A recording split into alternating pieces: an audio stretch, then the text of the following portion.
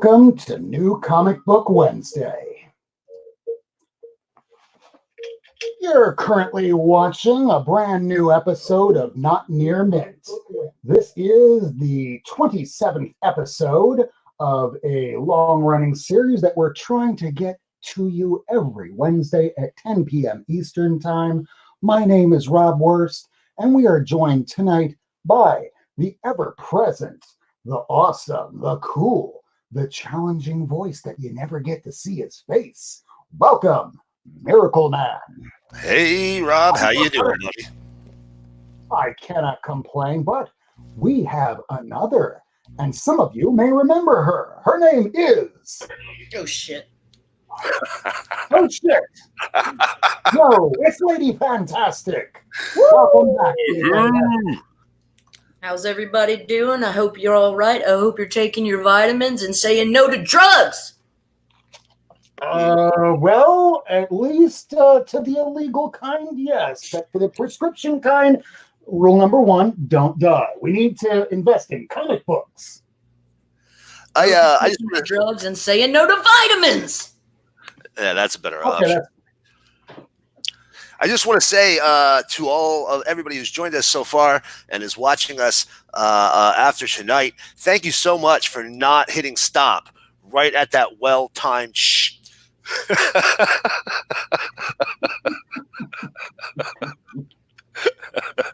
That's how you make an entrance, ladies and gentlemen. That's how you make an entrance. We do what we can. So we're going to say hello to those that are in the chat room with us. We have Chaos in Comics. We have Lady Fantastic joining us in the chat room. We also have YouTube is 90, Chad, 90MF Comics. We also have Art Chemist. We have Comic Crypt of Castle Hills. We have Jay Hood. Good to see you, man. We also have, let's see, who else is with us? Do we have Ricky Ricardo Vacas? Mr. Rodriguez, always good to have you in the chat room. We have Lady Fantastic also saying hi to Life with Two YouTubers, who was on Hialeah's channel just about an hour ago. If you haven't watched it, do check out the replay. And speaking of replays, Economics and Comics earlier tonight was doing a live broadcast with Brian Polito, raising money on a Kickstarter for a new Lady Death comic book, and they raised $100,000 in less than half an hour. So I thought that was some pretty big news.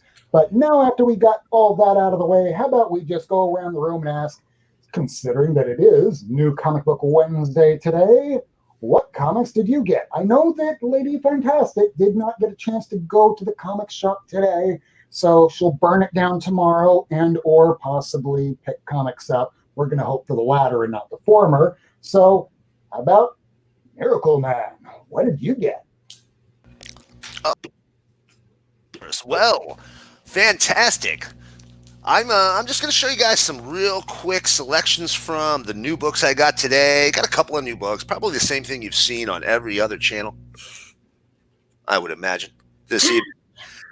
But I did get a couple of back issues, and those I'm real excited about. So first up, I'm going to show you here, Undiscovered Country number 4 came out today.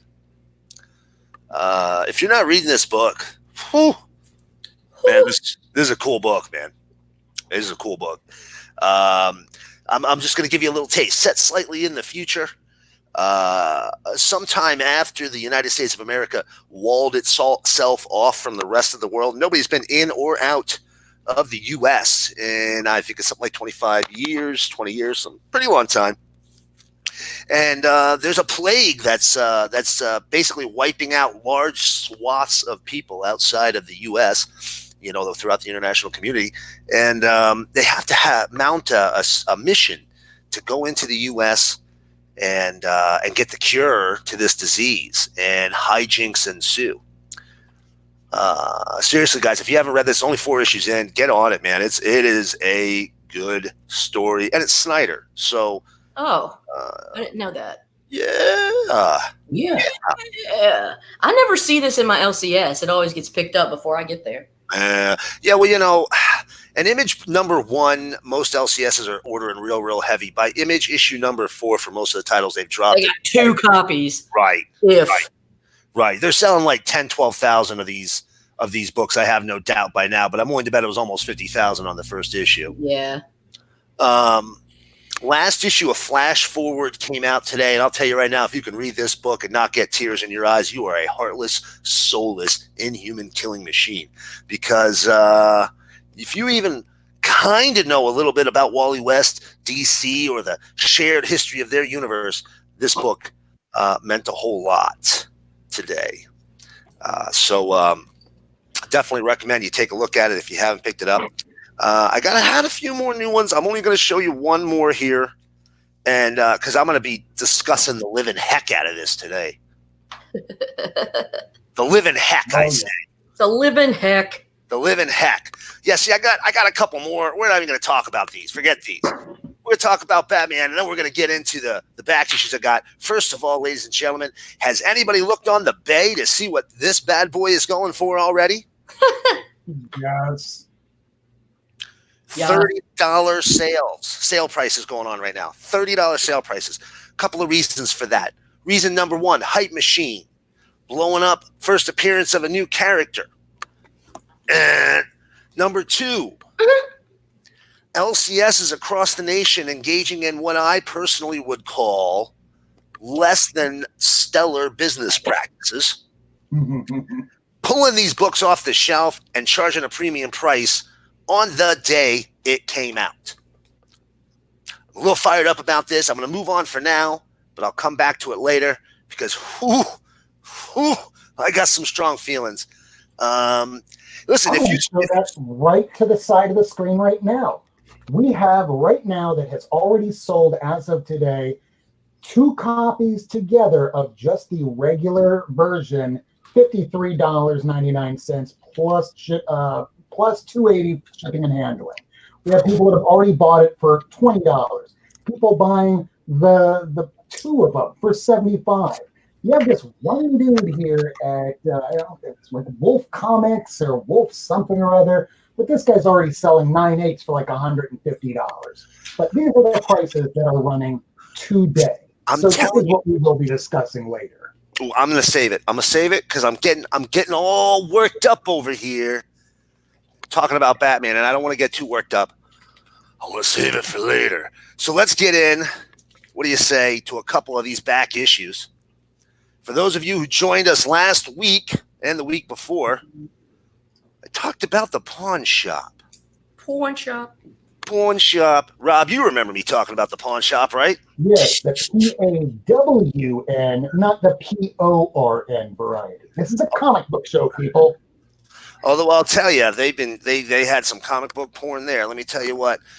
Guys, I'm going to start off and let you know I paid on average $2.50 for every single book you're about to see.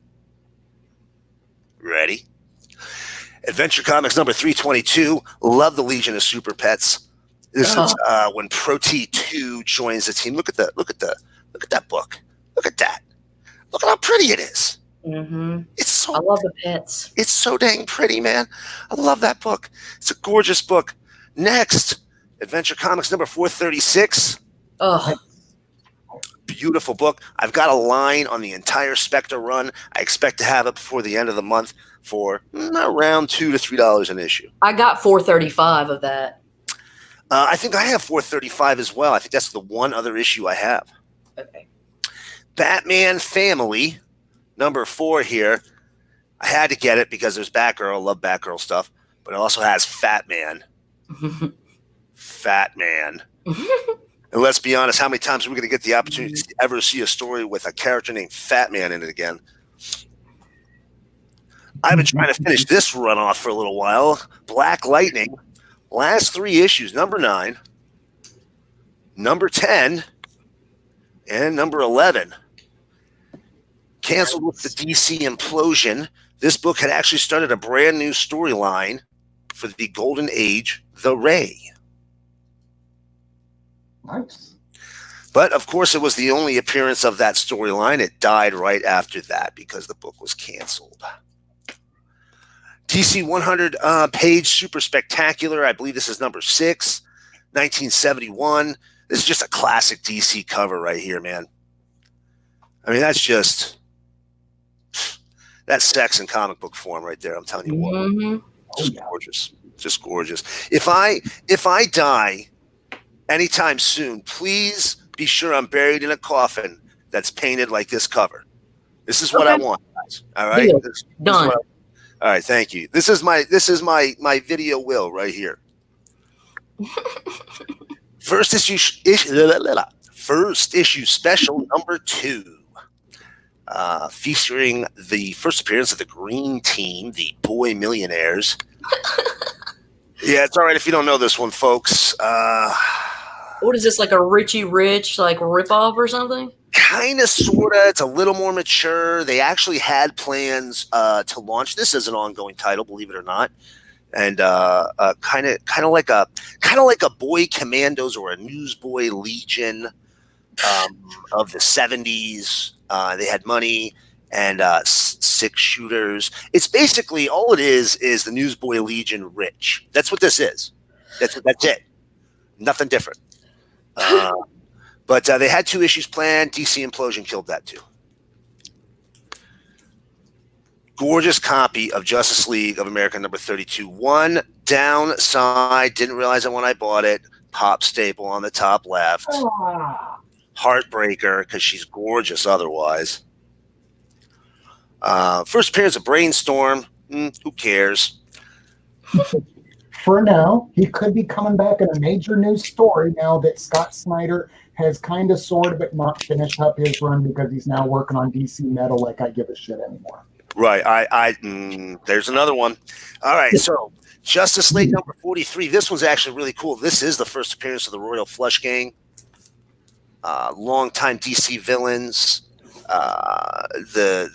First they were humans, then they were different humans, then they were robots, then they were back to humans, then they were Amazo droids. Very convoluted history. Basically, bad guys fought the Justice League. Well, going back to that issue right there, it seems that okay, so Royal Flush Gang, this is going to show my age. The first time I ever heard of them, I didn't know that they existed before this. I thought that they were original creations for Batman Beyond. Right. So with my age, because when I found out that it came this old, I'm like, that's on my radar, but I have not thought about it probably in 10 or 12 years, and here it is tonight. Yeah. Yeah, it's the Royal Flush Gang has been around a while. They had appearances recently in the Justice League Classified series. Oh, that's not recent. I guess that's like 10 years ago. But that's probably their most recent. They might have had some other minor appearances, but they really haven't been a very big villain team in a while. They are kind of hokey at this point, but there was a time where they were a little bit bigger of a villain team. New Gods number 5. I've been getting some great Kirby stuff out of there, man. She presents real nice from the front. There's a fold over on the back, but she's real nice. Richard Dragon Kung Fu Fighter number 17. This is the second to last issue of the series, and it is the last time we see Ben Turner before he turns into the Bronze Tiger. Oh, yeah. Now, I do have the Bronze Tiger issue, too, but I already had that one. This one. Look at that. Isn't she pretty?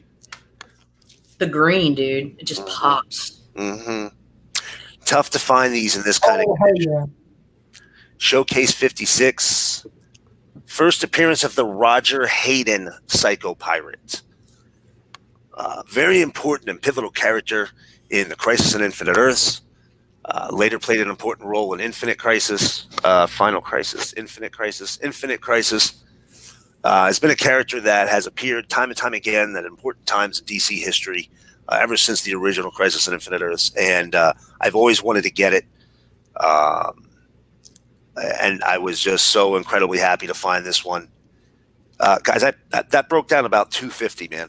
Just so y'all know, that's what I ended up getting that book for. Lucky. Superman Family 211. Listen, for you DC heads out there.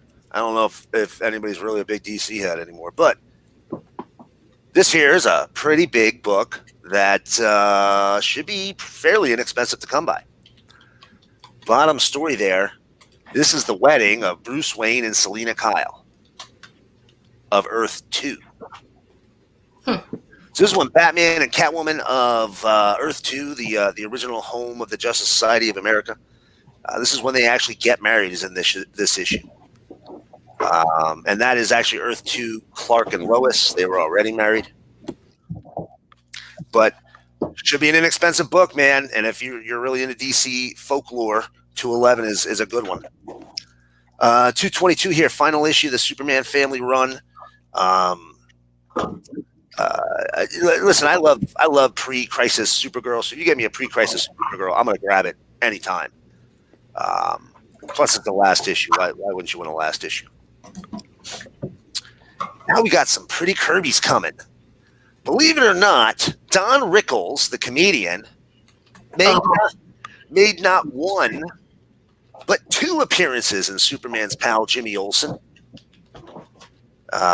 This is, I believe, the second one. The other one was 135 or 136. It's like maroon color. Yes, I've got it. I'll go dig it out later and show everybody. I love Rickles, dude. Old school roast with Don Rickles in it. You can't beat it. Can you imagine a modern equivalent of this? Like, who would it be? Oh, see, like, hold on. Rob was trying to do twins. Go ahead, Rob. Do it, Twins Rob. Do twinsies, Rob. Uh-oh. Yeah, yours is pretty. Yeah, he's got a nice one. I'm a big fan of the Showcase series. I want them all. Yeah. It's not happening, but I do want them all, especially the 4. I might get the Spanish 4. It's cheaper. Oh, yeah. And it's identical, except it's in Spanish. Chaos in Comics says he's the modern day Don Rickles. I don't know about that, but I think the modern day Don Rickles, I don't think there is one, but let's try to get a wholesome comedian, which, John Mulvaney. Drew Carey. Drew Carey. Yep. Oh, Drew Carey. You heard about what happened with him? I think he would be Yeah, that's sad. So for Drew Carey fans, his wife was murdered within the last ex-fiance. Ex-fiance. I apologize. So he is not going to be filming his TV show for the next couple of weeks. So I wish him and his family the best, and I do apologize for what happened. So moving on. Yeah, sad. So let's just move on from there so we don't dwell on sadness. So that's 139 right there. I mean, just look at the yellow in that, man. It was such a clean copy. 142. Oh. That's just a classic. Not the vampire. I can't stand the vampire. But I'll tell you what, the monster in the bottom right there holding Jimmy Olsen. That's just mod. Can you see that? There's a bit of a glare. That's just a fantastic Kirby monster right there. Looks like the vampire's got some lipstick or something. Yeah, and like a weird beatnik mustache. I'm not a fan of the vampire design, I won't lie. Damn hippie. Damn hippies. Jack Kirby really tried to reach out to hippies in the 70s. I know. What's his problem? I don't know, man. He was really into them. 144, I've always loved this cover, and I've always wanted this book. This image of Superman flying at him. There's your Newsboy Legion. See, they really do look a lot like the Green Team, right? They're not really far off. But I've always wanted it. Finally got it. Here we go. Number 147, another Kirby. And the last one, number 148, last one I got. Wow. Cool cover, right? Yeah. And these were all at the pawn shop. No, actually, that's a lie. The Superman's pal, Jimmy Olsen, I bought from a local shop. They had a half price sale. So they were between $2.50 and $3 each. Actually, I think I paid $1.50 for that one because there's a little bit of ink on the cover, and this one. So probably broke down again at $2.50.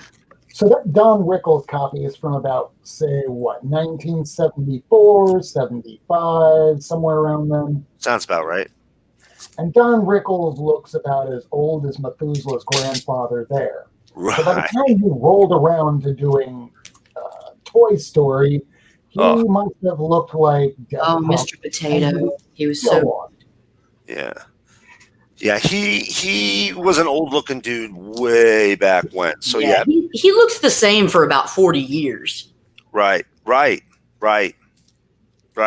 All right, I got to keep moving. I got this huge stack, and I don't want to hold you guys up because I want to get to your books. But I just got so much good stuff. I got to show everybody. All right. That's a Teen Titans number 3, guys. Woo! She's pretty too. She is. She's sharp. I like that. Nice book. Weird War Tales 100, featuring the Creature Commandos. Wonder Woman 224. And Wonder Woman number 1. Woo! Now we're into the Marvels. Avengers 223, early Taskmaster. Mm-hmm. I love this one. Captain America 225. 296. 225's got that.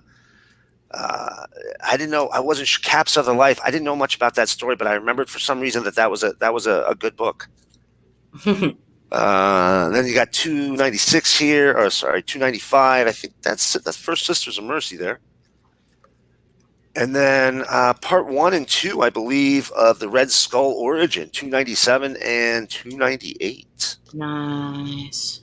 And then on another visit, 328, First D-Man. 333, First John Walker. 337, first time Steve Rogers is in the captain uniform. Incredible Hulk 282, first She-Hulk Hulk team up. 325, first Rick Jones as the Hulk. Mighty Thor 390, first time the captain picks up the hammer. I'm not even going to screw that up. I'm being recorded. Moon Knight 26. That look crazy. Freaking signage, man. Just 27. 31. Now, these 3 right here, I actually paid sticker at a comic shop for. These were not at the pawn. But those I've been looking for them, how to get them. And then number 1 of the next series. Got it. Here we go. New Mutants 18, first Demon Bear. First full appearance for Warlock. 26, first full Legion. And then I got the Rocket Raccoon miniseries, guys. Ooh. $250 a book. Insane. I don't even really like Rocket Raccoon. But how do I not buy that for $250 a book, right? Yeah, you can't leave that there. I gotta move. I got so many more. I gotta move them. Star Wars 43 and 44. Wow. 43 is the first appearance of Lando Calrissian. Sure is. Yeah, and the second appearance of Boba Fett, and then and then 44 is the second of Lando, and the third of Boba. Yep. Then there's 49, which, if you remember before the movie came out, this one has The Last Jedi on the cover. Everybody go get this Star Wars book. They actually dug it up from an old Star Wars comic book title. Right. It all came from this. It's going to be $100, said everybody in their right mind. Right. But people were grabbing them up everywhere they could. And, of course, I had to get the next issue. It was 50. Yeah. Why wouldn't you get that? Supervillain Team Up number 1. Oh, yeah. And then I've been trying to finish this forever. Thunderbolts 1, 2, 3, and 4. Hey, first appearance of Jolt. That was in the top 10 just about a couple weeks ago. Mm-hmm. And now I'm going to show you some really sexy stuff. Uncanny 137. Oh, yeah. 138. Mama likes. 139. Kitty joins. 201. Baby Cable. 184. Forge. Man, you are good. 190. Something. I don't know. I don't remember what. I didn't even care. Oh, that's Captain America. 214. Nothing really that important. Yeah, most of the rest aren't too important, but they filled it in. 217, Dazzler joins. 218, 219, Havoc joins. I just really dig this cover. That's just rad. Yeah, he looks pretty rough, huh? Right, Oh. right. Might have a drug problem, you know. This is right after, that's the first Mr. Sinister. Sure is. 222. Badass. It's just a fucking wicked cover, man. Yeah. 223. 234. That's a classic. 37. I have that one. Mutant Train. And 246 with the Master Mold. Yep. And the last one I grabbed. Now listen, this book should be easy to pick up anywhere. But I'm telling you, with some of the stuff they're talking about, get this book. X-Men. It's like a Thor homage. Yep. It's the Loki makes Stormbreaker. Thor. Right. So Loki makes a fake hammer. And it gives Storm the power of Thor. It's like called Stormbreaker or Storm something. Stormbreaker is Beta Ray Bill's thing. Yeah, so it's something else. So he makes that hammer, Storm uses it, and becomes Thor for this issue. It's so great. Listen, I don't necessarily think mutants are going to be an integral part of the MCU anytime soon. But I'll tell you what, you want to bridge phases of MCU? This is a way to do it right there, man. Yeah, so I heard they're actually bringing in Rogue for Captain Marvel. Like that's what I've heard too. Yeah, exactly. Hey, starting off. Hold up, Rob. A bit of will. I have a True Believers one. Oh, close. It's not the genuine article, but it's the same story. Yeah, I've been trying to track that one down. Been trying to track that one down. And then the last 4 books, real quick. Mighty Crusaders #6. I actually got this in a comic shop as well. I paid $5. This is the most expensive book sitting here. $5. Pokemon Electric Pikachu Boogaloo. Listen, y'all. If I'm not a Pokemon person at all, this is going to be a gift for somebody. But if you see these Pokemon books in a high grade, you can pop those $20-$25 a day, all day long. You can sell those for. Because kids just shit on them. They are not a lot out in high grade. They weren't in comic shops. They were in toy stores. Yep.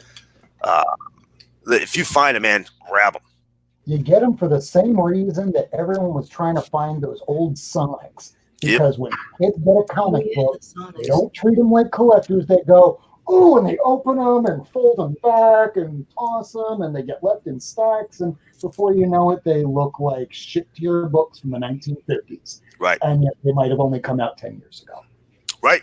Buy them up. If you find them in decent condition, listen to Miracleman, but throw it up on your Instagram or your eBay.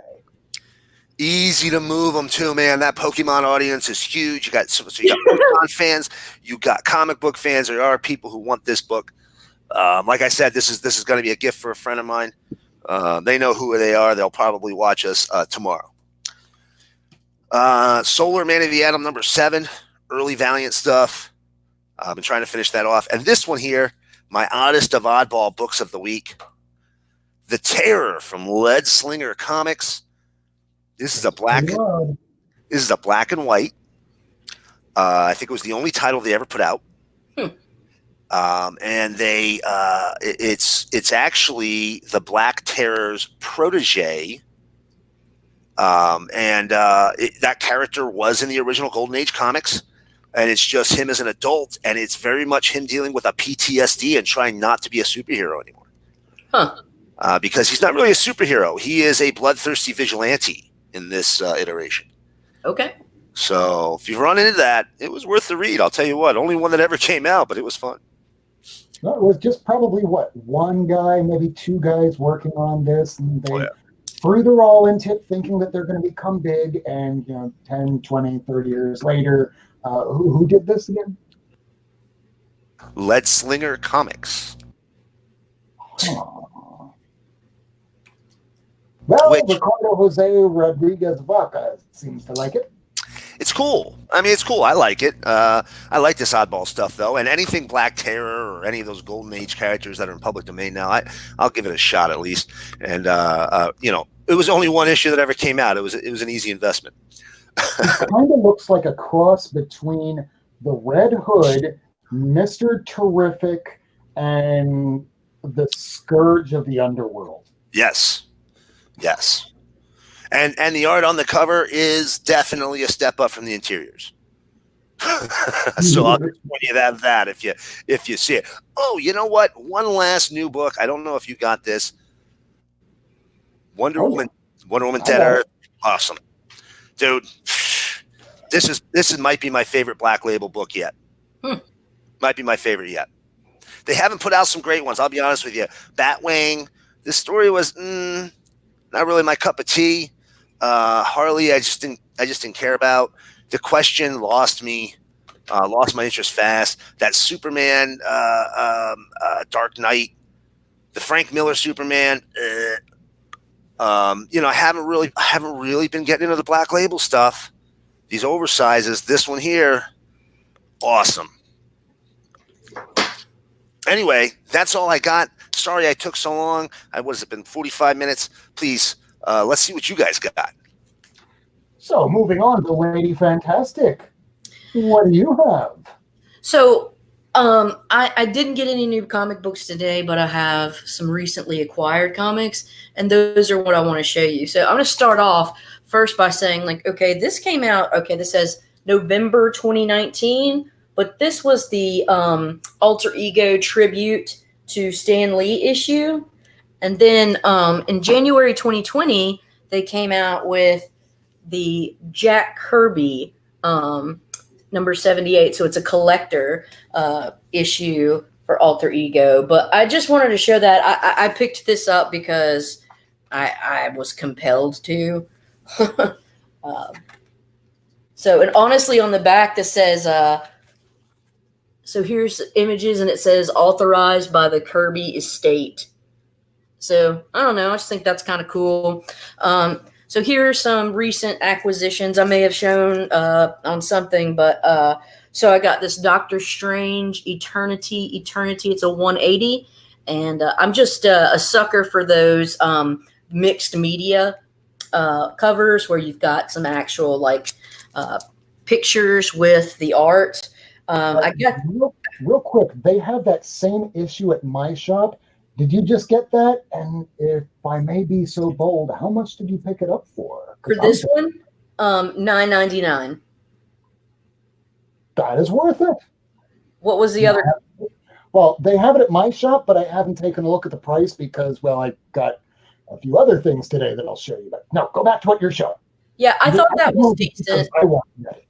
I will pay $9.99 for this probably any day. This I got from a lot on eBay, and so this actually cost me $2.50 because it was part of a 4-comic lot that was $10 in total. So Marvel Spotlight $29. It's just an earlier appearance of Moon Knight. And I found this at the comic shop a few days ago, but it's a Moon Knight 21. We're all getting heavy and hard on that Moon Knight, clearly. I got this Iron Man 200. Really digging the. I just like this issue, but I wanted to show you guys. You familiar with the Tom King Vision? So not many people are aware of this variant, but I have a hip-hop variant of Tom King's Vision #1, and it's after Wiz Khalifa's album. So I just think this is a badass book. I think it's beautiful, but whatever, that's just my opinion. And then I wanted to show you guys, so I actually got this in a bake box. So it's Rising Alpha #1 or whatever with Squirrel Girl and Miss Marvel. But nice. Then I got, I also have the Rising, this one's Alpha, like Rising Alpha. I mean, it says it in the title. And this one is just Rising Miss Marvel and Squirrel Girl. And I think there's a misprint in this, but I'm just not familiar exactly. I have to read up more. But man, I I eat that stuff up, dude. And then finally, okay, guys, this is what I'm going to tell you. And we had this conversation yesterday, and yeah, I maybe got a little peer pressured into it, but I had to do it. Red Hulk, you got to get number 1, okay? Just do it. It's going to be a good investment. But I just want to show you guys some of my Red Hulk covers, just so you can get a taste of what the series looks like. Is that cool, Rob? Do Cool. it. All right, bro. So here is number 2, you know. And I'm just showing you the art. Here, 3, we got the Abomination. First of all, they're really cool looking. Yes. And second of all, that entire run is genuinely one of the best Hulk runs I've ever read. It's Thunderbolt Ross, dude. It's crazy. It's if you watch to see what comics you should get for an investment, okay. But I encourage you, don't do that with this book. Don't do that with this series. This series, read it. Read it. Get the series. Read the series. It's a good comic. It's so good it must be enjoyed. Don't just buy it to invest in it. This one here is absolutely worth reading it. These are variants of the same issue. It's also Jeff Lowe before he started buying into his bullshit and started working on the TV show Heroes and thought that everything that he was writing was gold. But he really had to craft his stories back in the day, and he was far enough ahead in his writing duties that his Hulk run was well crafted. Right. So if you go back and read that along with his superheroes like Hulk Gray, the Batman with the different seasons, they're solid reads. You read his stuff now, not so much. Right. It was a different quality all around. Yeah. And right there was the first cameo of right there, Betty Banner. Just got a few more, and then I'll be done. Who is the Red Hulk? Your mom. That's true. It was Probably. my mom. And here's 32, which is a nice cover, I think. And I'm going to wrap it up with a king size Hulk with She-Hulk's booty. And that's it. You guys should get this. It's a good series. I actually got number 1 yesterday off eBay, so I'm pretty excited. And it's not pricey yet. You can get it for an inexpensive, and it's absolutely worth reading. Yeah, definitely. So go to somebody else because I just dropped some comics.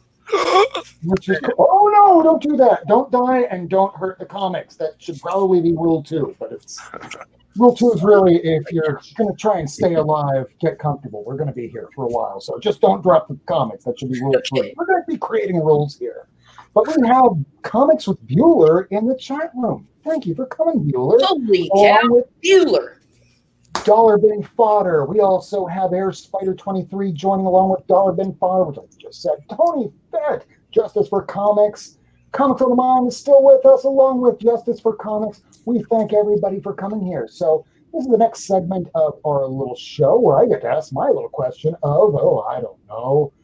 I already asked, what comics did you get? But I have a little different way of doing my presentation. I call it,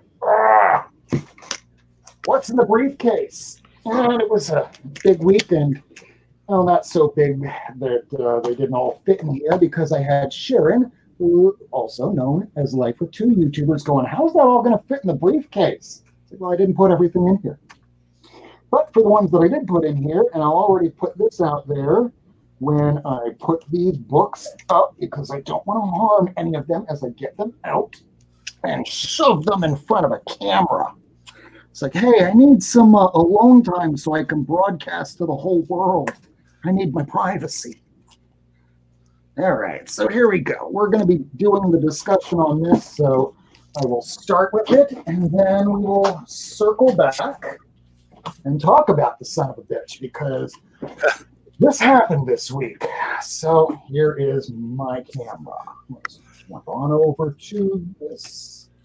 And I do promise y'all, I will be getting something very soon where this will all make a lot more sense when I start unloading all this.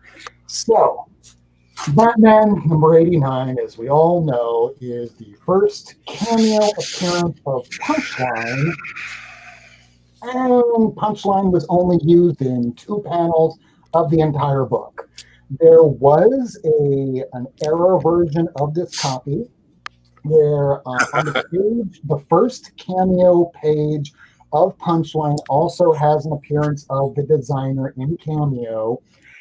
And that error, it apparently doesn't have any word bubbles. It doesn't really have much of like anything. It just looks like a bad print. So judging from that, and I don't know why these things aren't showing. There we go. So if you wind up looking through and you have those, it's an error version. We don't know how much those are going for as of yet.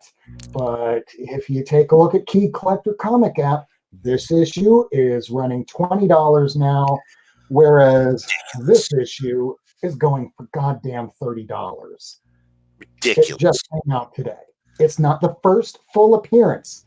It is just a tiny little picture of her mouth.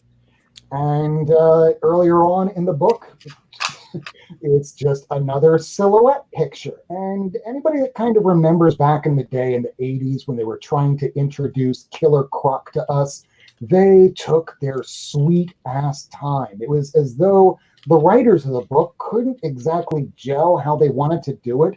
So they had partial appearances in shadow, and they were trying to make Killer Croc to be this all-out bad guy, this smart, sophisticated, evil bastard that knew what he was doing. And in the end, it turns into the character used on Batman the Animated Series of how I almost killed him. Well, I threw a rock at him. Well, it was a big rock. I remember that one. That was funny. Yeah, they couldn't that dumb, sadly. So someone was talking of Justice for Comics is saying year of the Villain Hell Horizon, Arisen, whatever, number 3 is the book to get. I've been seeing all day in different threads, people talking about it and how much it's going to be already. It's just ridiculous. Anyways. So someone's telling me we got to get this book and it's already $30 and it's not even come out yet. That pisses me off.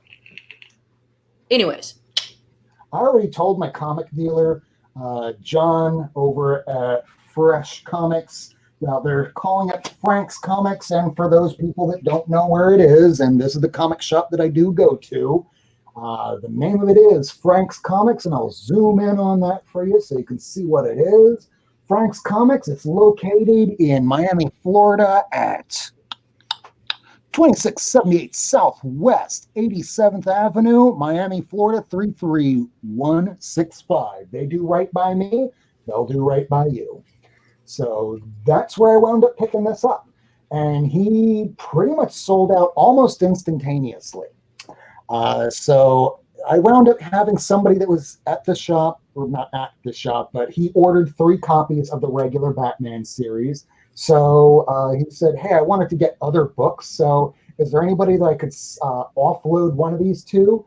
And John goes, yeah, I think I got somebody in the shop. Hey, Rob, you still want one of those variant covers?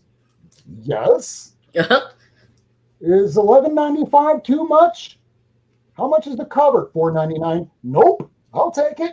So, Lady Fantastic, if you're not able to get this, just let me know and I will throw that into your pile because I only need one of everything. And I just wanted to make sure that I got it just in case. But now that I know what it is and it won't hold its value likely over the next month, I'll just throw this into your bin if you want it. Cool. Thanks, man. Because I've been getting this almost all in its entirety, every single issue of Batman, the variant copies. So for me, just to have one extra, just because it's the first appearance of a character that circle back in 2 years, is just going to be one more first appearance. So who's writing now? Yeah, it's the Tinian. right now. That's all it is. Tinian's writing it. Okay. Now, this was pretty cool. I haven't read it yet, but if you open up the very first page, it is He-Man from the 80s, Oh, yeah. It looks like he's infected with a symbiote.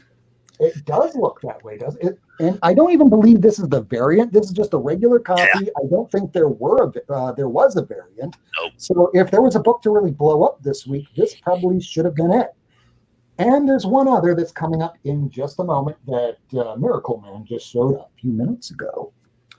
So I am picking this up because I just want to see what happens in Justice League. But when they restart this over, and it is going to happen, I am probably not going to jump on. It's jump off time.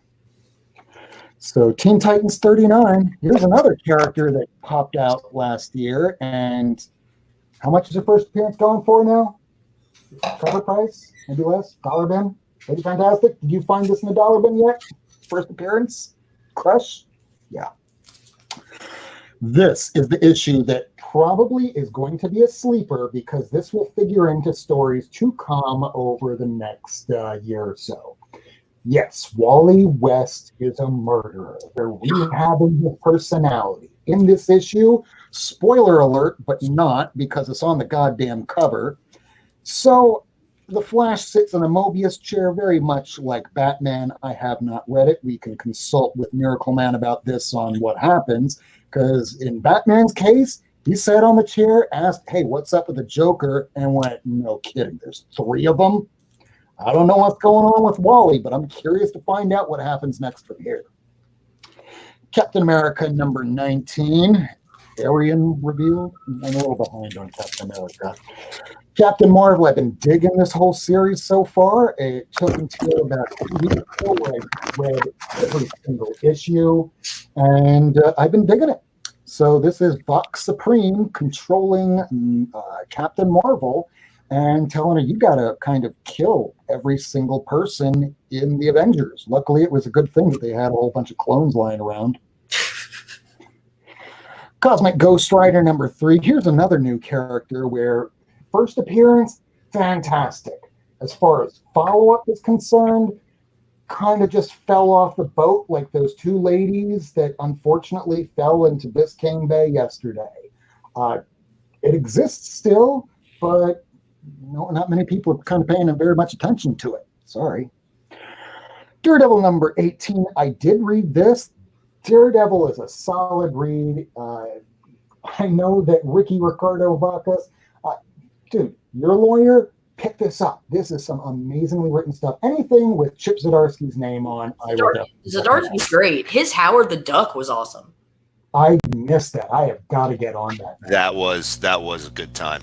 Get on it. And wasn't that run also the first appearance of Gwenpool as well?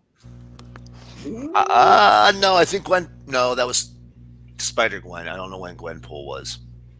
I can't say that. Who knows? Somebody knows. Somebody I thought it was like on an issue 0, a variant, and she wasn't in the book, but then her first appearance was in issue 1, but I can't remember if that was the Zdarsky one. She was on a cover first. I remember that because I think it was just a joke cover. It wasn't supposed to be serious.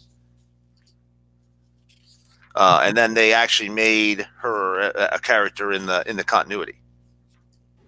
That works.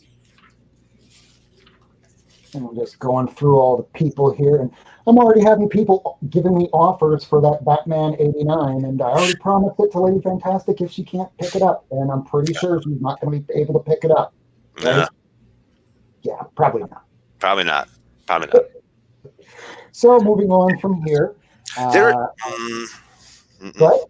Nope. Saving it. Yeah. You have something to say, Lady Fantastic?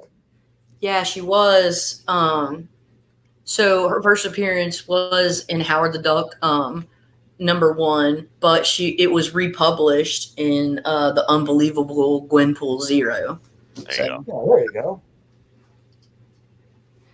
I just wanted to be sure of that because I tend to forget things. It happens quite often older you get. I'm 40. Speaking about forgetful things, this is more of the Dan Slott run. And I just really wish it was Chip Zdarsky that would have taken over the Fantastic Four title because he killed it on the Marvel 2-in-1, but I'm not digging his run on Fantastic Four. Sorry. Ghost Spider, I haven't read issues 1 through 6 yet, but I've been a big fan, and this cover is just stunning. Love the symmetry. That's cool. Guardians of the Galaxy issue 2. I'm buying it solely on Al Ewing. Yeah. I did not like the first issue very much. I didn't think much of it. I can barely even remember it, if I'm being honest. So, yeah, I'll read it. But maybe I'll have to reserve judgment until we have about 5-6 issues for a first run, and then maybe I'll have something to say about it. Machine Man 2020. And the only reason why I wound up getting this is because I'm kind of a bit of a Machine Man fan, as you might be able to tell. But this isn't even this version of Machine Man. This is the Machine Man that was used in the, Next Wave storyline books. So I did remember reading that, and they only are putting 2 issues out of this. But this Iron Man 2020 garbage is just that. It is not good. Runaways number 30, continue on with a little bit more of the J Squad. Well, maybe that storyline's over. Not certain. So, Wolverine Volume 7, issue number 1. If I was planning on picking up a cover, it would be, most likely, if you don't know which one to pick, you can't go wrong with some Alex Ross. But if you had a few extra dollars, or if you were ordering Comic Tom 101's mystery boxes, he had an Inhyuk Lee variant. It was a white cover, and it was amazing looking. But $7.99 for this. I haven't read it yet, so I'm reserving judgment. But unless this blows me away, I will not be getting issue 2 because... I'm not a Wolverine fan as much as I might have been back in the 90s. Maybe my tastes have changed. Maybe I just don't feel like having the roughest, toughest, I'm the best there is at what I do, and what I do isn't very nice. But, and yeah, even Justice for Comics just said this here.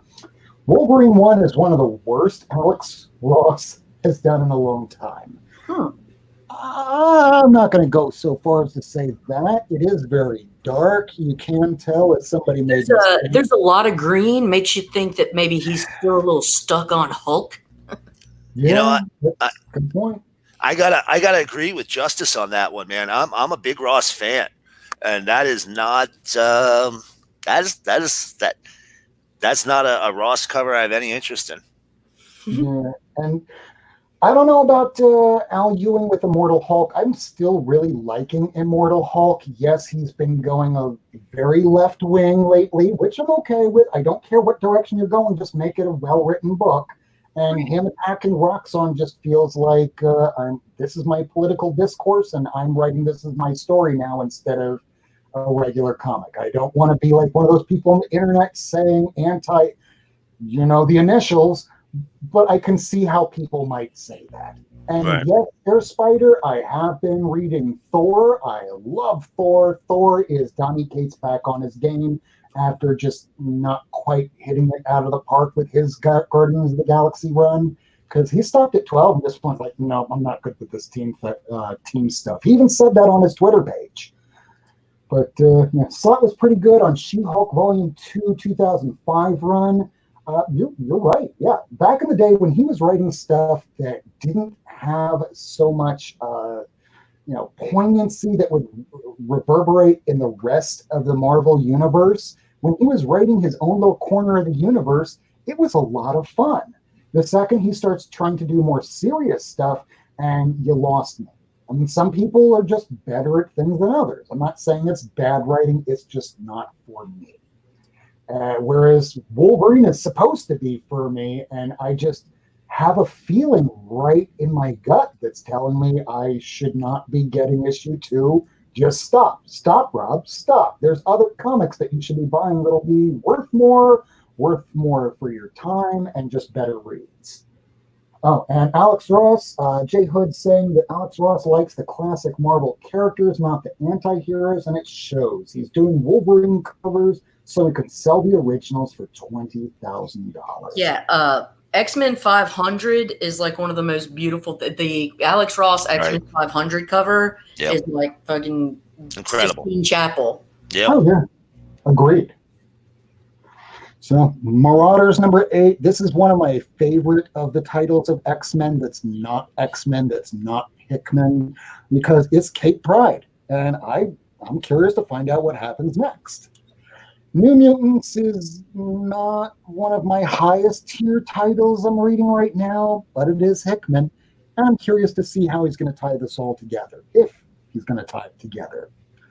Spawn 305, I'm a sucker for these black and white covers, so on my pull list, I have Spawn variant black and white, every issue. Undiscovered Country number 4. I want to see some more of this America in the future, cross-combined with a little bit of science and a little bit of Mad Max Fury Road. Oh, speaking of which, if you liked that Mad Max feeling, there's something on Netflix called Daybreak that I'm halfway through, and I am really digging it. The kids? Having that been said, was that? Is that the movie, the TV show with the kids? Yeah, the one with the kids, because there's Daybreak that's a vampire movie that came after, there was another one that was similar to that. Yeah. There was the Russian vampire films, and they were good, but this is totally different. This is much more lighthearted, despite the fact it's kind of gory, and the lead character tries chopping off his arm until he's told, yeah, these ghoulies, they're not the Walking Dead. Look at my arm. And there's bite marks all over. It's like, so I tried cutting my arm off for nothing. Oh, shit, I cut off my finger. I remember it's funny. It's good and better than anything. What I want more than anything in a story, even more than making it so that I don't know what's going to happen next. Because if I know what's going to happen next, I don't care. Better than a story, it makes me feel something. And there was a scene, and I'm going to just switch cameras for just a moment so I can relate this. There's a scene after this gay kid winds up doing the hair from this ghoulie that was one of the teachers, and she was very pretty, the type that I really like, very smart, but very sweet, and now she's like out of her mind, kind of crazy. But the gay kid makes her up, does her hair, and then starts doing the same thing to the kid, and ghoulie that looks all nice now comes up to the kid and starts going, monster, monster, and she's getting the kid to cry, and it's like, stop it. And then she ruffles up her hair and then does the same thing to her own face and goes, let's be monsters together. Yeah. It broke my heart. I cried going, well, this show is amazing. And I'm probably going to get railed on that online. I don't care. I love Daybreak. If you need something to watch, go watch that. Back to comic books. I almost don't have the heart to tell you this, but, I think I have to. Uh-oh. They already canceled it, right? Don't get too emotionally invested, man. You're never going to get the payoff. It's fine. You know what? There's a TV show called You're the Worst that was one of my favorite shows, somewhat because I dated a girl named Gretchen for a long period of time, but otherwise because they were just terrible people that just found one another and it kind of made sense. Yeah. So you knew watching the show towards the end that they're going to break up. So I watched all the way to the second to last episode and just stopped there. Mm. I'm good with that. I don't need to have resolutions for everything. Well, all right. If you can handle that, some people need that resolution, and you ain't never going to get it on that one. So, I had that old comic smell saying that Rob looks like he's 30 without his beard. Oh, I'm 40, so I'm good with that. Speaking of old, and sometimes things aren't quite right, and another reason why we call this show Not Near Mint. So I picked up this giant size Superstars Fantastic Four, issue 1. It was a one-shot. Now, I didn't realize this until I got home, and maybe you can kind of see this, but this is not one of those that somebody trimmed the book. This was from the printer, because looking at the book itself, if somebody tried doing this on their lonesome with a razor blade or a X-Acto, you would notice, no, this is just the way it was cut. Yep. And this is an old Bronze Age title, and sometimes people have asked me, how can you tell if a book is trimmed? Pretty easily. Take one of these older modern age books, stick it over. If it doesn't line up equally and go over, it's been trimmed. Now, if it looks like this, that's just the way it was cut. That's just sometimes the way the cookie crumbles. And Rob does have a baby face. Thank you. I'm 45. Maybe I need to shave my beard. I'm not 10 years old. Well, my other way of staying young is that I use the F word like it's going out of style. So whenever I get super angry, I wind up using it again like it's going out of style. And it keeps me young because when you keep that in, that'll make you old. So this was a one-shot that led into what this was all about. 166? Ooh. Yeah. Nice. I have a 166. I now have a pretty good run of Fantastic Four in the 160s, as we'll see in a few minutes. But I picked this up today, picked the other one up, but these are the big ones I got today. Ooh. This from Frank's Comics. Don't forget, visit Frank's Comics if you're in Miami. So he got me the origin, not the first appearance, the origin of Blade. Oh, hell yeah. That's pretty cool. This one is probably maybe 7.5, maybe. There's like a little crease there, but otherwise, this is pretty nice. It could use a press because I can see a little bit of spine roll, but it's not bad. Pick that up. It wasn't too expensive because I know a 10 will be. Right. And I picked up the first appearance of Hannibal King because we're having a new Blade movie coming out soon, and I was dumb enough that when I started picking up comic books that were more expensive, I wasn't getting those ones that were formerly movies that you didn't think were ever going to come back around again. Right. And look what happened. They're making movies again. And just like you, I picked up a Wonder Woman Dead Earth #2. This is Daniel Warren Johnson. This is the guy that worked on Glory. It picked up right from where Rob Liefeld left off back in the day. And he came up with his own story, and it was like a very, very indie sort of title. So based on that alone, that is why I picked up Dead Earth Wonder Woman #2. Now, that having been said, I think it's about time to start and go ahead to our real discussion around here. So I want to just address that. Yeah, so we always say later in the show, does the DC Marvel hype machine help or hurt brand new characters? This can apply to teams, this can apply to storylines, because let's just throw a couple characters out there. I used for our banner tonight, Cosmic Ghost Rider. Thanos wins when that when that comic dropped by Danny Cates announcing to the world who this motherfucker is. Pay attention, because it was an amazing storyline. And then, unless it was Donny Cates himself writing the character, left in other hands, not quite the same. I could say that about Naomi, because after Dave Johnson was writing that, along with Bendis, they threw her into Action Comics and into Young Justice, and I don't care. How much does that first issue of Naomi #1 go for? I remember it going for about $100 at one point. Pretty sure you could walk into most comic shops, and if it's up on the wall, probably pick it up for $20, maybe $40 if it's in super nice condition. So, really, does it help or hurt? What are your thoughts? Who wants to go first? I'll go first. Here's the thing. I think that it depends on the quality of writing. And if the writing's good, then it'll help. I think that hype in and of itself, usually just, it's good for Marvel. It's good for DC. Is it good for you?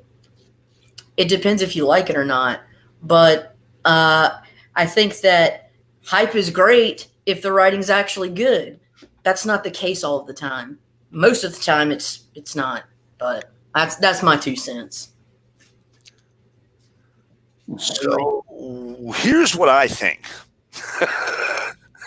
and I'm going to get a little passionate here. So, if I need to roll it back, just, give me the bell or something, gang. Okay.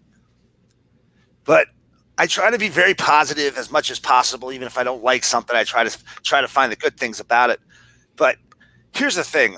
The hype machine that's built into the publishers themselves is, I think they burn themselves out. You made some great examples there with Cosmic Ghost Rider, the Batman Who Laughs. There's Leviathan, the event that was terrible. Oh, yeah. That was terrible. They ruined themselves, and a lot of times, what ruins those characters or those stories or people's excitement in them is just trying to overdo it. They try to saturate the market. They're like, oh, we have a hit. Bam, bam, bam, bam, bam. Let's get some books out. The quality of the product isn't great. But they want to strike while the iron is hot. They don't want to skip out, and they don't want to miss out on that money, because let's be honest, as a comic book publisher, they're not making a whole ton of money. At this point, comic book publishing is primarily for the farming of very inexpensive intellectual properties that they can turn into eventual mega million movies. But moving on from that, it's sad that that's what it's become. That's what it is. That's what it is. Would AT&T have any interest in owning DC Comics? Well, here's the thing, though. Like, there was a point that it wasn't always like that. Right. It wasn't. But that's the world that we live in today. And what they're doing is they're wearing out the welcome of these newer characters and these newer properties, and they're not going to have the type of mainstay that some of these characters have. And let's be honest, we all know that there's some characters that came out 25 years ago that were kind of jokes. Nobody was really into them. And 15, 20 years goes by, and they start to get more interesting. Deadpool. I kind of feel like that way with Carnage and shit. Carnage, dude. Remember, Carnage was a joke in the 90s. People are right here in the chat. You would wipe your ass with the fucking Carnage book. Carnage was, in my mind, in the 90s, one of the epitome of what was wrong with Marvel. It was lazy. It was lazy. They ripped a character. They took a concept. They're like, let's just make it the same but crazier. It was not a great time of imagination in my mind. And I'm not trying to bash the creators on those books. Right, sure. I'm not trying to bash them. It was what it was when it came out. Right. And we made fun of that stuff. Now look, people want Carnage books. People are excited to see Carnage and Venom. I think, Woody Harrelson has something to do with that. But people are excited about it. And inside tip. We did just find out this week through a Reddit post from somebody that is usually always right about these leaks, that in the Morbius movie, there's going to be a jailbreak scene. Yeah. This is where we wind up seeing Morbius with his face kind of shown. Yeah. And during this jailbreak scene, you're going to be seeing Max Gargan, Vulture, and Cletus Cassidy all escaping from Ravencroft. Right. Right. We've already seen the Vulture. We already saw that in that last little trailer they gave. But that's so crazy though. Like, wasn't Michael Keaton the Vulture? Yep. Yeah. All right. So he was Batman on DC, and now he's like Marvel, and it's wild. Yeah. And he was even an independent superhero. He played Birdman in the Birdman movie. Okay. So he's been a superhero all around. All right. So I just want to show this. I'm sorry. I know it's random. Quarter bin. I used to be a big baseball kid. I collected baseball cards as a kid. Nice. And I found this in the quarter bin. And I loved Nolan Ryan. And I just thought this was the most badass thing ever. So. Oh, yeah. I would have grabbed that too, man. That's cool. Yeah. Anyways, back to bitching. All right. So to get right back into bitching, thank you very much, lady. I'm gonna boil it down a little bit. The built-in publishing house hype machine, they oversaturate the market. They're killing characters today. Do I think they're going to kill all of them? No, but I think they're preventing some that could have some longevity from achieving that longevity by just putting too much out there and making people irritated with the character just far too quickly. Build a slow burn, and they'll get more interest for a longer period of time and be able to keep commanding people to come back to buy books. And for editors that are watching our show right now, if you have trouble understanding what a slow burn is, watch the movie Inglorious Bastards. Right. The opening scene with Christoph Waltz as he walks in, and you know that he knows that there's Jews under the floor, and he just prolongs it. And it just makes you feel icky inside. That's a slow burn rather than, oh, hey, here we go, bang, bang, bang. Boring. That's boring. When you just throw people what they want all the time and they have it freely and it's readily available anytime they want, there's no scarcity, there's no rarity, and with the amount of volume that you print of these things, people lose interest. They move on to the next thing where they go, hey, I just read this thing right here. Have you heard of it? It's called Throw in the Barn. And oh, wow, how many did they print of that? 12,000 copies? Well, holy shit, I'm going to take that. Wait, how many of those Batman 89s did they print? Oh, probably 200,000. And they want how much for it this week? Right. And that's it. Like with Batman, you know, that's the other side of the coin. So the in-house hype machine garbage and just burns their characters out, flat out. Because they're trying to capture sales right now. I'm sure it's like any other job. What did you do for me today? So I get it from the people who work there's perspective, from the editor's perspective of trying to just get books out there. On the other side, and I think almost everybody today probably heard some type of story about this, Batman. Other than, obviously, everybody heard our stories. But I'm sure everybody had a story before they came here that they heard. Because there is some questionable stuff going on with Batman. Batman should not be selling for more than cover price on the day it comes out. I've heard stories of people going into shops and them telling them, you got to spend $40 to buy that Batman because you're not, a reserve customer. Now, I get you don't want them to buy every book, but I go to shops that aren't my regular shop.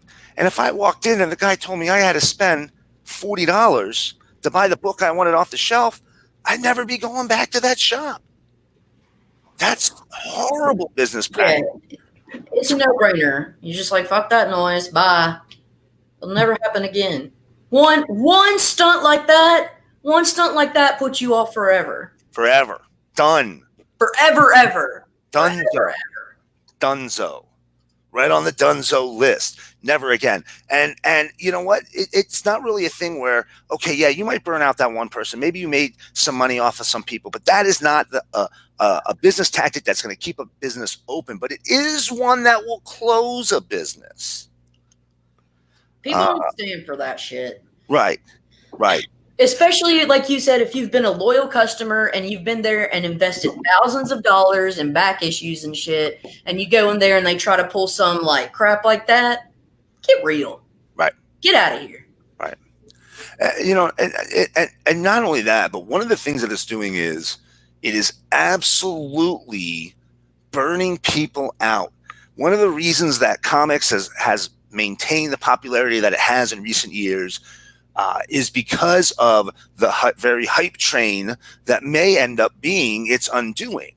Because you're going to burn people out. They're going to get irritated with these types of tactics. They're going to get irritated that, because, and I'm not bashing anybody, but any of these speculation programs, not naming any names, not bashing no one.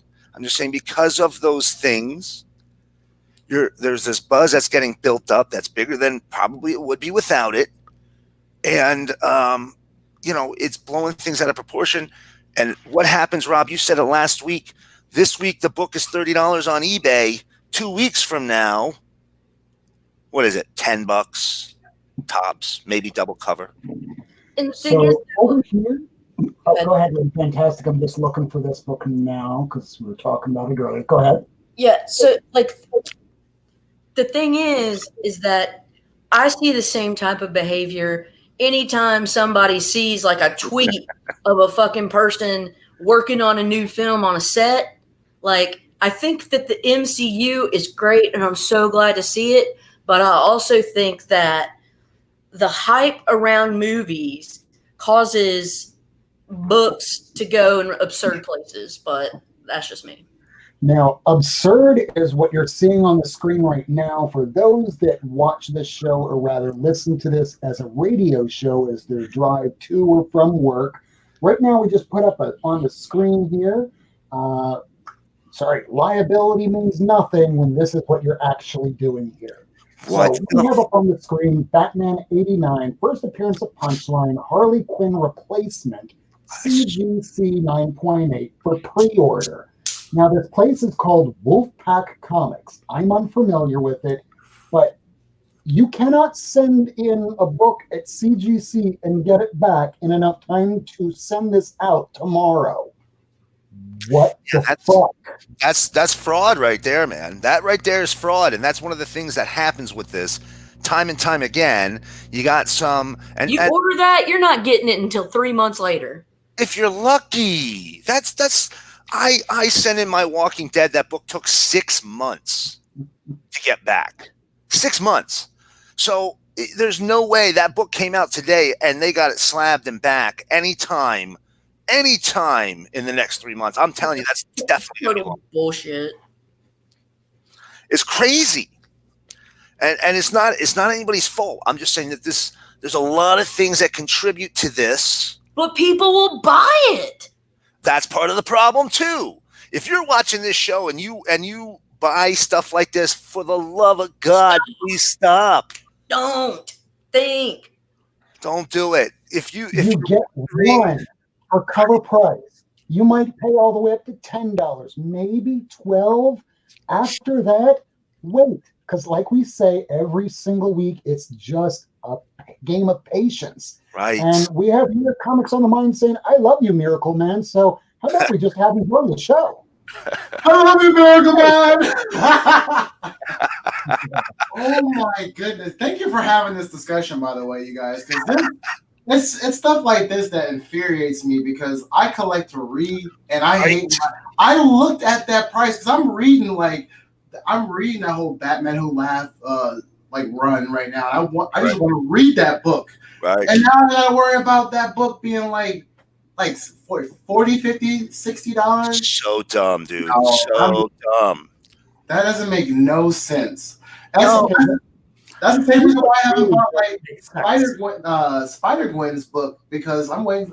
That's a book that'll never go down. I like the whole Superior Spider-Man run. I just want to read the book. But now I gotta feel like off the wall prices because people are hyping that book up, you know? Right. I cannot listen. First of all, with Batman, I'm telling you that was at least 110,000 copies of that issue went out, minimum. Although I do have to put a stipulation on this.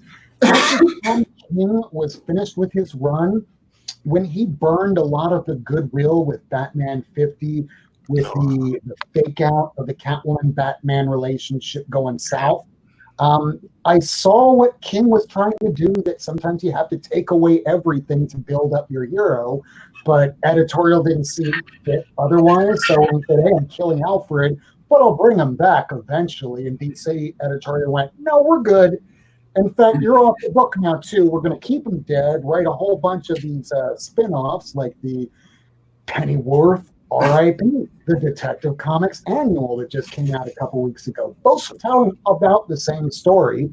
They needed to milk it for as much as they can because they know a reboot's coming up right around the corner because their books are way past issue 52 now. Some of them are on issue 80, 90. They're approaching 100. I'm not seeing a single one of these bastards getting past issue 100 before they go, "Hey, you know what? We're a little far now, and the continuity's not making sense, and it's not like we're going to lose any of these readers that have been stuck doing this for the last 20, 30, 40, 50 years. So reboot, because what are you going to do? Stop reading comic books." So I have something to say about runs, and if you want to read just to fucking read, and you're getting impeded by shitty fucking capitalist a-holes, is that you in the interim, if you're trying to get that book because you want the books on Amazon, they sell used trade paperbacks, and if you can get on there, I found so many TPBs that are used for $3 to $5, and that's what I do, man. I just burn through those. So if all you care about is reading, there's two things. One, if you're all you care about is reading, and you dig on classic books, on old school comics. If that just happens, if you like older books and aren't necessarily after like the big two, all the golden age stuff that's in public domain, all the companies that went under in the Silver Age, it's print on demand. Amazon has print on demand services for a whole bunch of those books. You can buy full runs, uber cheap, and like gorgeous hardcover or softcover. If you like modern books, and I was shocked to find out there's not a lot of shops doing this. Marvel and DC are both doing either dollar comics or facsimile comics, which are $3.99, which are yep, I've got that one too, man. Which are reprints. Yeah. They're reprints for, some of these books that have gotten really tough to find. Like I just got this one today. It's the only issue I'm missing out of the entire Teen Titans run. And, I'm not going to pay the kind of prices they're going right now. That's ridiculous. Kind of kicking myself. I remember when it was $25, but, first appearance of Deathstroke, yeah, that's like $120 book. Yeah.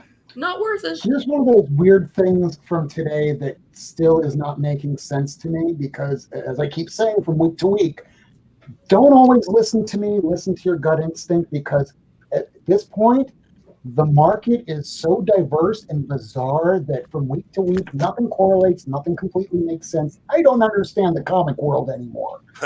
Because a few weeks ago, maybe 2 months ago, when they released that Batman Beyond 37, the regular edition of Batwoman on the cover, that one was going for like a cool $20. Yep. The variant, the cardstock that was more expensive, $5.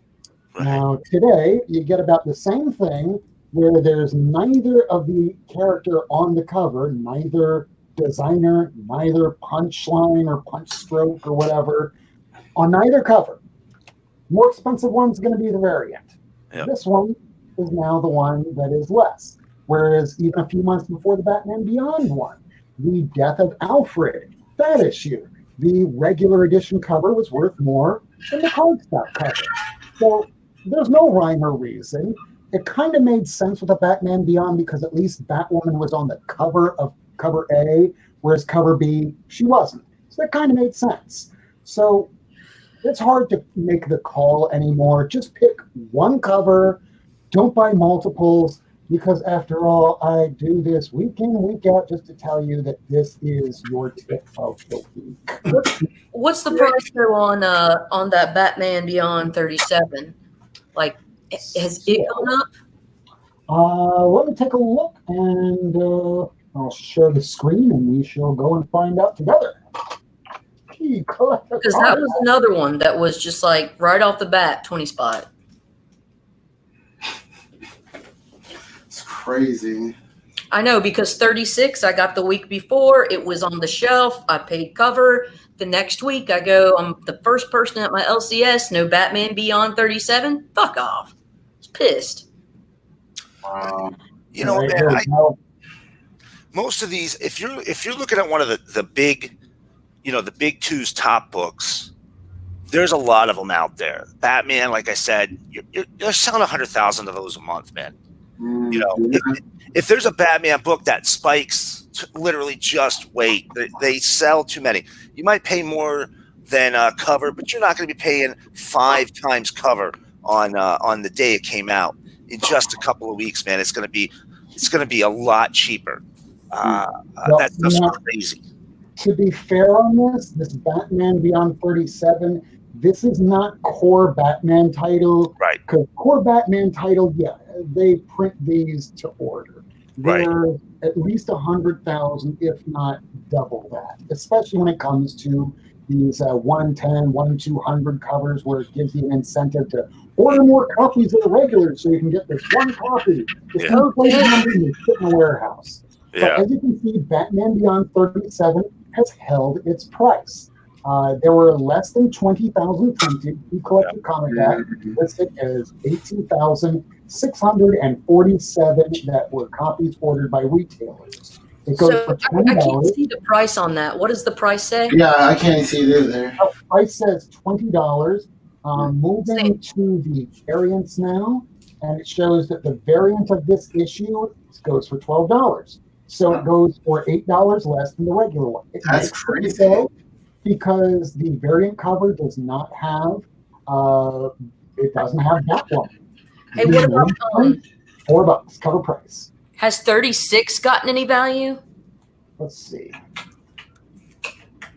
And we should not really be using Key Collector app as a marker for pricing. I know.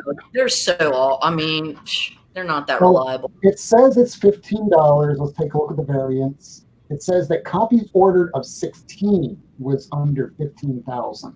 So the variant is going for 10. The regular cover is going for 15. But on both of them, that one beyond is not on the cover. So the more expensive one is the regular cover. She's on like the last page of 36, I think. Yeah, I mean, you see her in shadow throughout, but it's really issue 37. And then 40 was the identity reveal. But let's just take a look on eBay. So when I click on over to eBay, let's see how much people are listing. We have sets that are going for about $20 or so. Just issued 6 alone. Someone's trying to get 18. But when you're taking a look at eBay and you want to know just pricing, you have to go down there too. I don't find it somewhere. No. I want to make sure that these are sold copies. So I don't know where I can find sold. What's the filter button? Where do you see that? Oh, is it on the left-hand side? I think so, because I just saw it on another one. But you want to see how much it sold for? Yeah. Yeah, it's on the left-hand side. You got to go down. Yeah, you go to. I think you scroll down to the bottom there. It's near the end, if I remember correctly. It is. Oh, there it is. I'm just blind. Okay, so somebody wound up selling 36 through 40 for $35 plus 11 shipping and handling. I guess that's not awful. Somebody wound up doing a 25, 36, 37, 38. So if you wanted all the main issues, dude, this guy already sold a set for $23. So that's cheap. That's good. Yeah, that's less than you and I both paid for our copy of just number 37 alone. I paid 20 for 37. How much? 20. And how long has that book been out for? Maybe 3 months or so. Okay, yeah. It's held its price, but like I think only because of the low print number and the Batwoman thing. But I don't usually get into the hype shit, but that is literally like the only book in the last year or so I can remember that I bought like right when it came out for a price that I should not have bought it for. Yeah. It wasn't at my comic shop. I did the same thing with Immortal Hulk issue number 1. I originally bought like the second print, but I was like, I want that first issue, the first print, and I bought it. I bought it for $20, I think the one that I bought was like it was 12 to 15. It was before Immortal Hulk went super high, where it was on the trend. It was like January of last year or something. Yeah. House till the end says it right here. Patience. Wait until it's back down. People that run out to buy this are going to get burned. And there's not a designated set time limit. I wait anywhere between 6 weeks to 6 months. Now, I did that with Thanos Wins, and I got burned because I waited too long, and it held its value because it was a good book. Listen to the community. When you're listening to other people like Kirk down below me, comments on the mind. If Miracleman's talking about this, if Lady Fantastic is talking about it, if Rob the Weekend, if Javi, if Hialeah, if Perry, Perry reads comics, yes. So if they're talking about it, and they're talking about it positively, and they're not shitting all over it, chances are it'll probably maintain its value, at least as far as if the character still continues being used in other properties, like how they were trying to do with Naomi, but they just flooded the market with second, third, fourth, fifth prints to the point that there was plenty of material if you wanted it.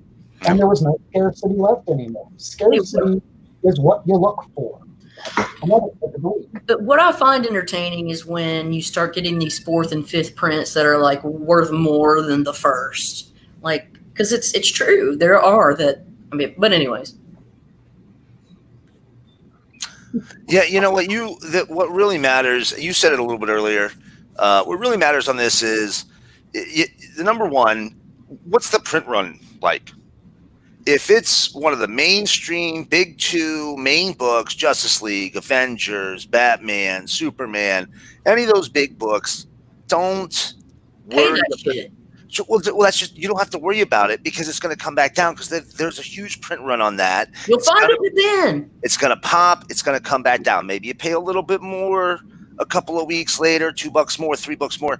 But usually most of these books that are these big two top tier books, they come back down pretty quick. If it's a Supergirl, a Batman Beyond, one of those smaller books, like Miles Morales or something. Yes, you're going to find those are going to be tougher. So if you find a good deal, grab it up. Yeah. 20,000 print run. Sorry, go ahead, Rob. But a 20,000 print run is a lot tougher to come by than 110 or 120,000 print run. Of course, there's more people who are probably interested in that 120,000 one, but most of the time those come back down really quick. Incredible Hulk 181 was part of that 100,000 plus print run, but because Wolverine is who he is, while there is a ton of them out there, because it's in such demand and everybody that has at least $1,000 plus on them wants one, it will maintain that value. Yeah. That's a rare exception to the rule, but that doesn't happen every day. Deadpool is one of those. New Mutants number 98, it was coming up from a pretty hot run on somebody that his name was Cable. I'm sure you've heard of him. Right. So there was a still pretty significant print run on New Mutants 98.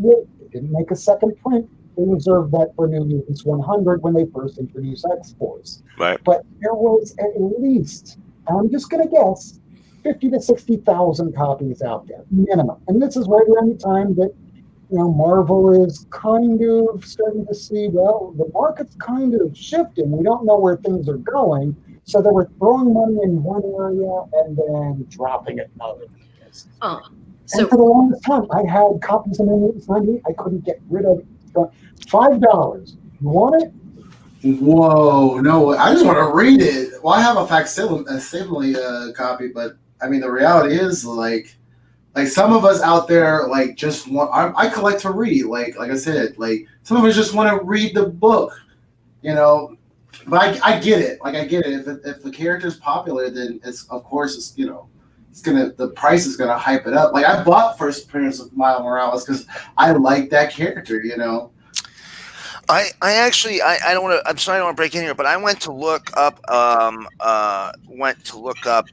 information on New Mutants 98 print run. There's some discrepancy as to the print run that I can find, but somebody posted a link that's showing that there were 1,800 9.8s. It is the most graded book on the CGC census. Right. Lady Fantastic, you were going to say something?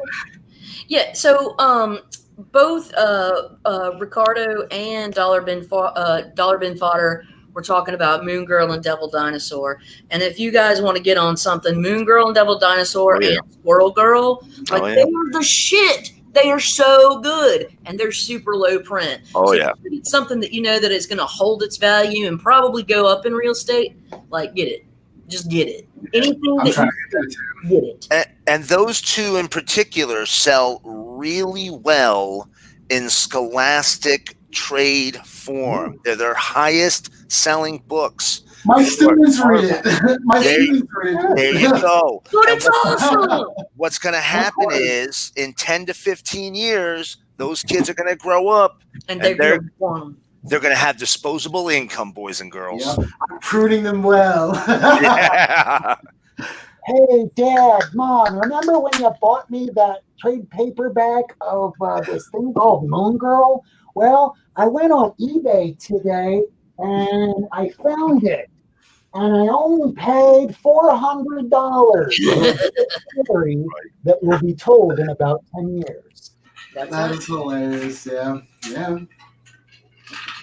But nothing on to all that, just like how I was talking about earlier, that Dan Slott, he writes really well when he's writing his own corner of the universe. Like when he was doing She-Hulk, he didn't have to worry about going, well, this might not play well in the Avengers storylines or what's going on in Iron Man. No, he had a corner of the universe to himself. Amazing Spider-Man, to an extent, was his own corner of the universe. Most of the stuff that was going on in Civil War II or whatever, it didn't really have that much influence. But he had other things going on at the same time, like Spider Island. So when you have your own corner of the universe where you can basically do whatever you want, you're not tampered by all these crossovers where even Alan Moore back in the day, he's working on Swamp Thing. He is the man. He is the top paid writer at DC Comics. They still went, hey, we're doing this thing called Crisis on Infinite Earth. You're going to have to shoehorn that into your plot. And he did. And he did it well. But most people just go, oh, God damn it, another thing I have to throw into my story, and it's going to make my story dumb. And no matter who it is, if you're doing anything creative, you're going to hate just about almost everything you do. That's just a creative person.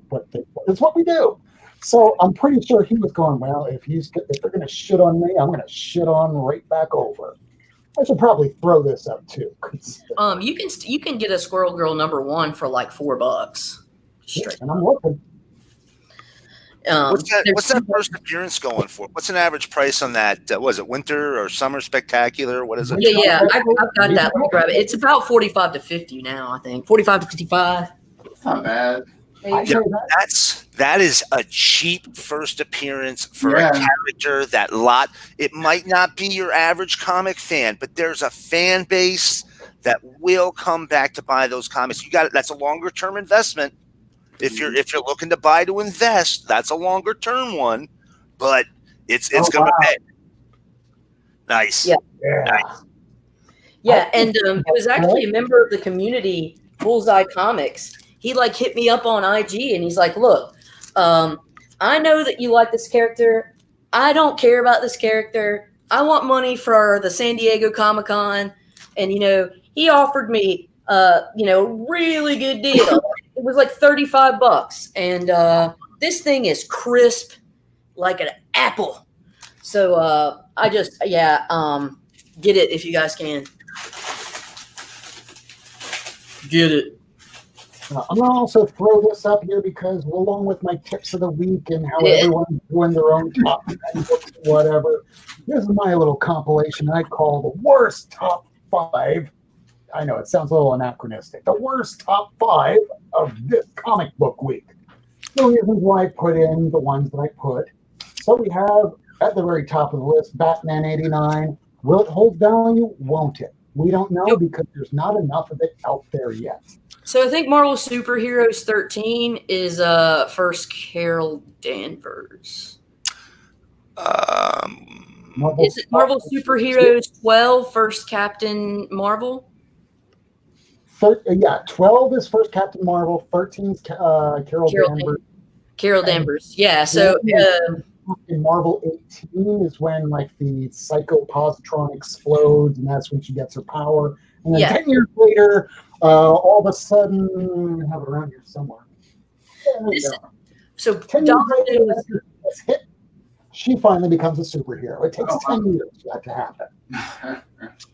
Yeah, Dollar Bin Fodder was saying Marvel Superheroes 13, first Squirrel Girl. No, it's actually the Marvel Superheroes Winter Special. That's the first Squirrel Girl. What you're referencing is the first appearance of Carol Danvers. There you go. So on top of that, Marvel Spotlight 32 is the first appearance of Spider-Woman. Apparently there's some news happening with Spider-Woman, Jessica Drew. I don't know what's going on exactly, so I know it's kind of raising in price, but you can still get a mid-grade for about $40, $50 most places. Yeah, that's what my LCS is about selling it for. And this is one of those that back when I first started doing this show, I was telling people whenever you're buying to check out the inside. Now that's an awesome copy that you have there. This looks good, but when you open it up, somebody cut out the Marvel value. Is that Marvel Defenders? Yep. Okay, I have that one facsimile. I have the facsimile of it. It's a cool issue. I mean, for Korvac, first appearance, and Korvac has some good potential of being a good bad guy. I mean, when you think Christian Bale playing an asshole, I'm thinking Korvac. Christian Bale's great at playing an asshole. Totally agree. You are one. All right, dudes, I'm going to have to get off of here because I got to go to work and shit. So I'm a granny. And yeah. So, it's going to save these last two to pick up Fantastic Four Annual 6, its first appearance of the Unnamed Baby, also known as Franklin Richards, and First and Lock and Key #1. This is actually a pretty good Netflix series. I liked it. Oh, yeah, I'm loving it right now. So after I just finished through those, and I kind of want to close out the show, don't want to have it go too long. So, like we always do, how about we go around and promote yourself? Really fantastic. Why don't you promote yourself? I like long walks on the beach. I like to kick puppies. I like a linguine as preferred to an angel hair. I don't know. I'm going to have things. They're going to be going on. I'll try to inform you before they go on. I just want you guys to be happy with your comic books. And quick question, do you happen to have any auctions coming up towards the end of the week, or are you still... I'll talk to you with that. I may do a Friday auction with Mr. Rob. It just depends. I have a paper I'm trying to publish, and in the next 9 days, I have to get the revisions back to the editors. So I'm going balls to the wall in the lab. It's not letting me do the things that I want in terms of my personal life. So we'll have to see. And I'm going to promote Lady Fantastic too. If you're planning on hiring a scientist around this country, there is nobody else that I could possibly conceive of more than Lady Fantastic to hire. If you need to design some mutant growth hormone or some peptides, because I don't know what I'm talking here. I'm not a scientist. Because they're the building blocks. They're the peptides are actually a small set of amino acid sequences. But you pepped up so much. You said peptides. I know. I don't think I've ever seen you that peppy.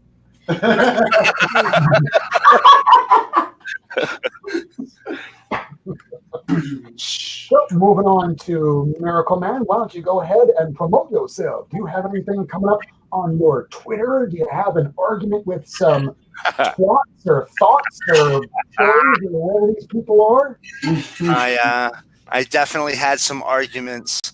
But you know what? I don't have anything going on right now. But I will say,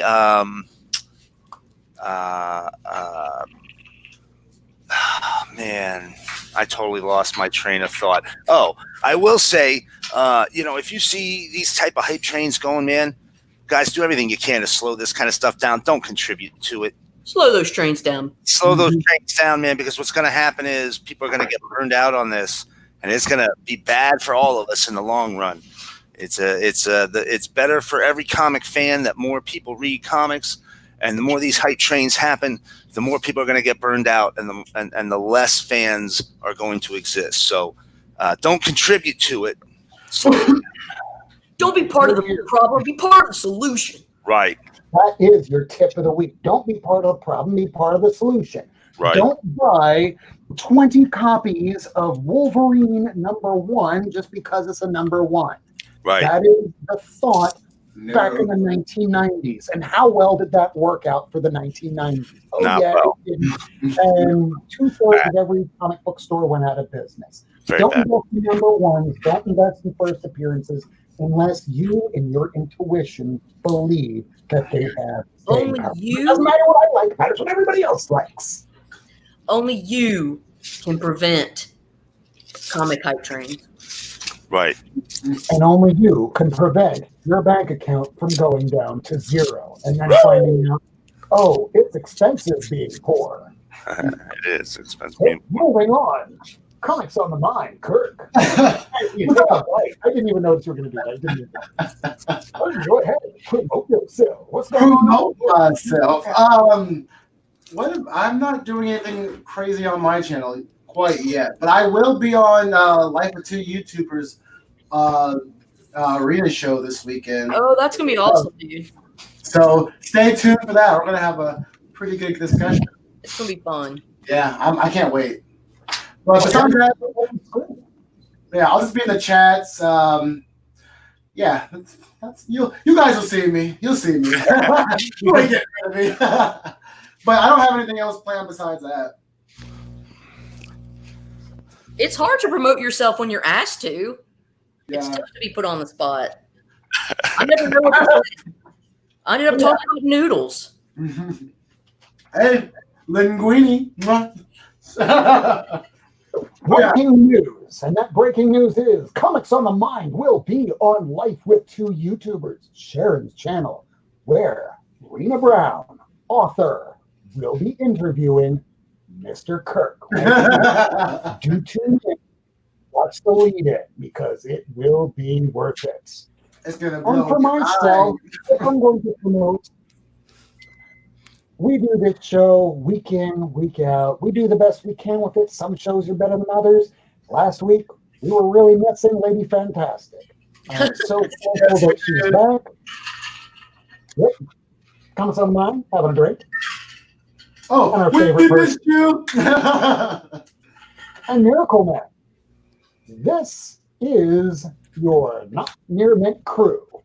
So remember, smash that like, sub each other up in the chat, and hit that bell for notifications. So we open this show up to viewer discussion. That's how Comics on the Mind joins our show. We sometimes throw that out there for everybody to join. If we don't get to everybody, we will in due time. This is still a work in progress, being that we are on episode 27. We're talking about Batman Beyond. I'm thinking it's 37 over here. So after you smash that like, after we promoted ourselves, all we have left to do is just to let you know that we will be returning next week at 10 p.m. Eastern time, and I don't know where that banner went. I know that I have it somewhere.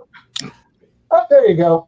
Thank you for joining us. My name's Rob Worst, Lady Fantastic, Mr. Miracleman. Yeah, I know. Mr. Miracleman. Thank you, everybody. We'll see you next Wednesday, 10 p.m. Eastern time, where we're going to have a new discussion for you. So your tip is don't buy more than one issue of something that's going to come right back down in price. Patience is key. Good night, everybody. Not everybody. Night, dudes.